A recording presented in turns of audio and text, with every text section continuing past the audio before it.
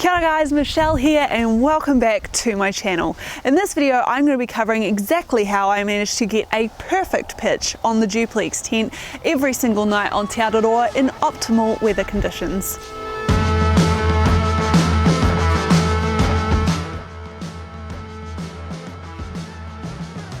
Okay, so the very first thing that you're going to want to do when you're trying to get the perfect pitch on your Zpacks Duplex tent is to set your trekking poles to the correct height. Now the Zpacks website actually says that you should optimally have your trekking poles set to about 48 inches, but I actually find that the duplex pitches a little bit better if you set your trekking poles to 46 inches, which is around about 115 centimeters. So I'm going to go ahead and set that on my trekking poles now. Now we've got our trekking poles set to the optimal length for the perfect pitch, we're going to go ahead and get the tent out of its stuff sack. Now what you're going to want to do is try and keep hold of your stuff sack. Countless times on Te Araroa I actually left my stuff sack out on the ground and it would often go flying away off in another direction. So now I just try and stuff it inside a pocket somewhere whilst I'm getting the tent out of its sack. And you're just going to unroll it and then we're going to give it a good fluff out. I usually try and stand with my back to the wind when I'm doing this so that it is not flying back in my face.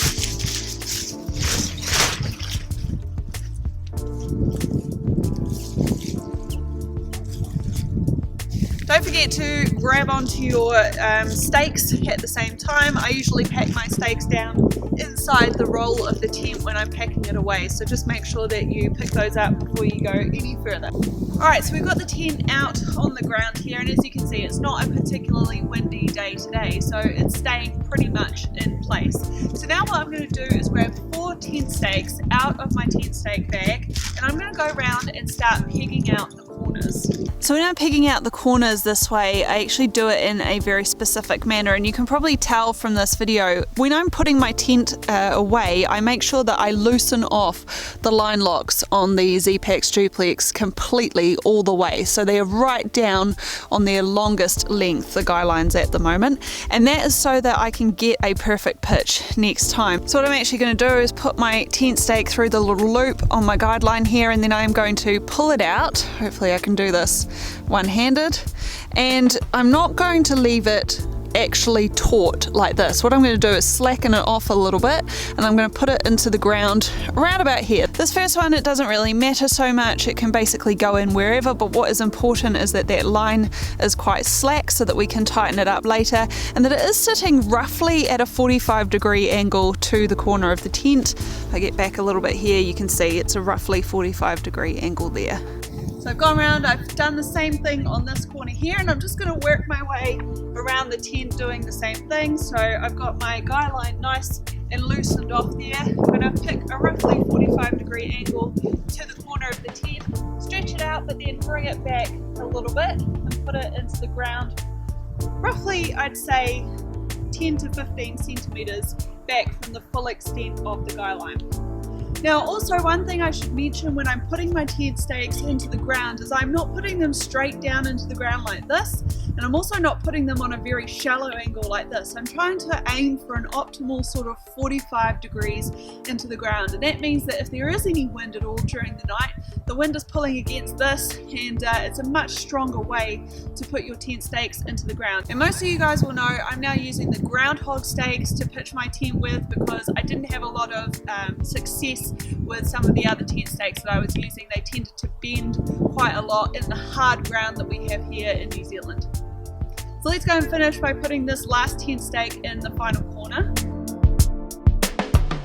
So now that we've done that, we're going to go ahead and insert our trekking poles into the little cups on the duplex. Now when I'm doing this, I'm actually inserting the trekking pole so that the pointy bit of the pole is sitting to the inside of the tent, so facing basically the inside of the tent. So I'm going to find the cup here. Here's my cup, and you'll see that it is kind of shaped in an oval kind of shape. So all I'm doing is finding the pointy end of my trekking pole, putting it up inside there so that it's facing the inside of the tent. So now I've got the trekking pole situated inside that cup at the top of the tent, I'm going to grab another tent stake and also the guy line. Again, I have this completely loosened off, and I'm basically just going to run it down until I get to the little loop. You might find this a bit difficult to see because I might go off camera for a second. But what I'm doing is, when I've got this trekking pole in there, I'm basically trying to line it up to where the seam goes down the middle of the tent. So I set my trekking pole directly in line with that so that I know it's straight. Then I'm going to put some tension on here. And probably what I'm going to do is just tension up this guy line a little bit, just so that you've got maybe half a foot or something like that worth of guy line through that line lock there, otherwise you're going to end up with a very, very long guy line here.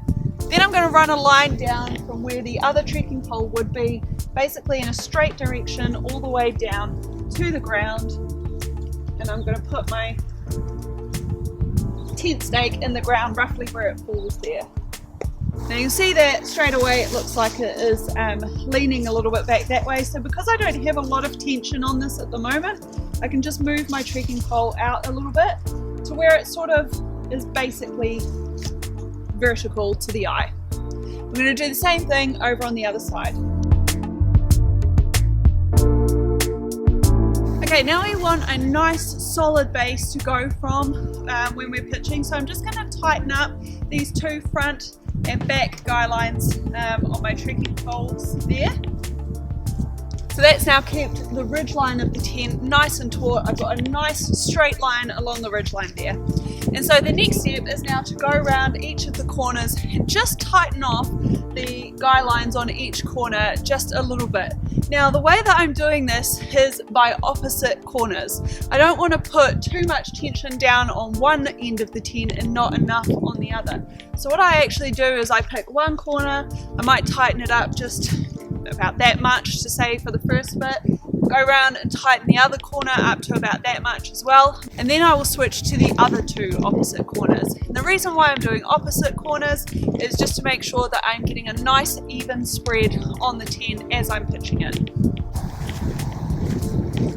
So here we are on this first corner. I know that I've got roughly about that much slack, so I'm going to do about half of that on this side. So that's roughly halfway, and then I'm going to switch over to the opposite corner.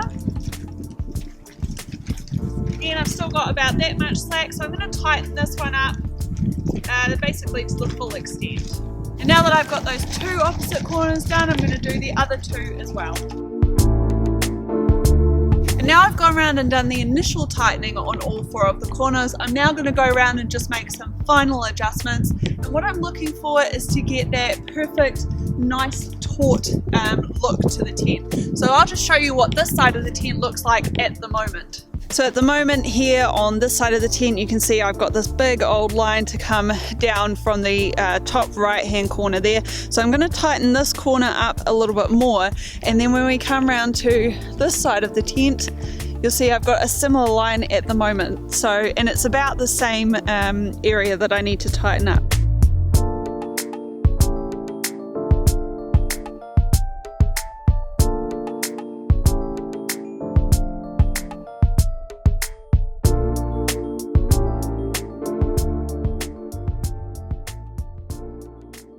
Okay, so now I have basically got my tent pitched exactly perfectly. There are no ridges or lines on any part of the canvas. So let's just take a quick walk around the tent and I'll show you exactly what I've done.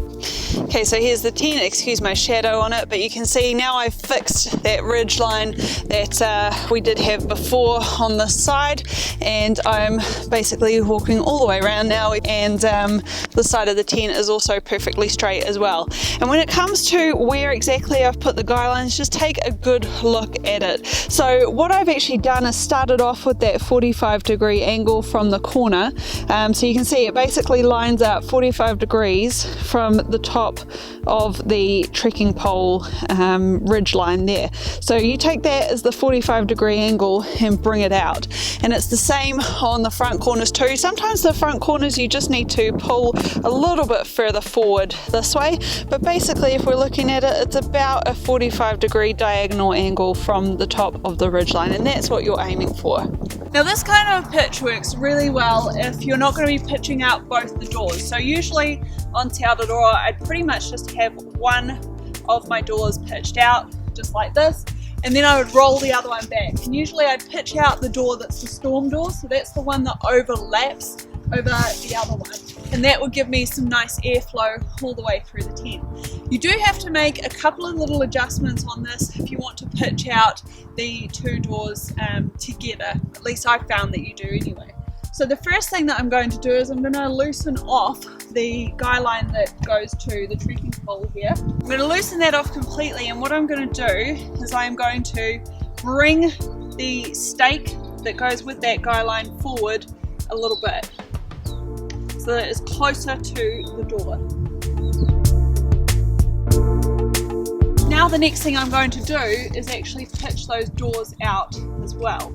So I'm going to attach my doors to the little clip at the bottom, and then I'm going to bring that not too tight, but I'm just going to tighten it up a little bit there. So now I'm going to go back to my other two guy lines. I'm just going to loosen them off a little bit. So you just want to loosen them just to a point where you can get that toggle done up on the front here. Okay, so now that toggle is all done up, and so I've got the door closed as it should be. What I'm going to do is go back to my front two guy lines and just tighten them up to where they're snug. And just as a final adjustment, you can tighten it up down the bottom a little bit more. You'll find that the more that you tighten the doors up, the more you have to just put a little bit more tension on this guy line here. All right, everybody, so that's basically it. That is how I managed to get a perfect pitch on the Zpacks Duplex tent every single time when I'm pitching it in optimal weather conditions like this. I hope it's given you a little bit of an idea of things and little tips and tricks that you can do to get a better pitch on this tent, because it is one of the harder tents out there to get your head around. If you're a little bit more experienced and you've got any other tips for people who are beginners on this channel of ways that they can get a perfect pitch on this tent, please go ahead and leave them down in the comments below and help another hiker out. Otherwise, if you liked this video, please go ahead and give it a thumbs up. Don't forget to hit that subscribe button and ding that notification bell. And make sure that you stay tuned right here on the channel in the next few weeks, because I will be posting another video very shortly about how to pitch this tent in inclement weather conditions, and especially in windy conditions, because it does differ slightly from what I've shown you here. Next week, I'm going to be doing a deep dive into one of the more difficult logistical sections of Te Araroa's North Island, and that is the Wanganui River journey. This can be one of the more difficult sections on Te Araroa's North Island to organise, so I wanted to give you my thoughts on things that you can do to make this process a little bit easier for you. As usual, it'll be going live on Friday at 7 PM, so make sure that you've subscribed and hit that notification bell. Until then guys, take care and stay safe out there.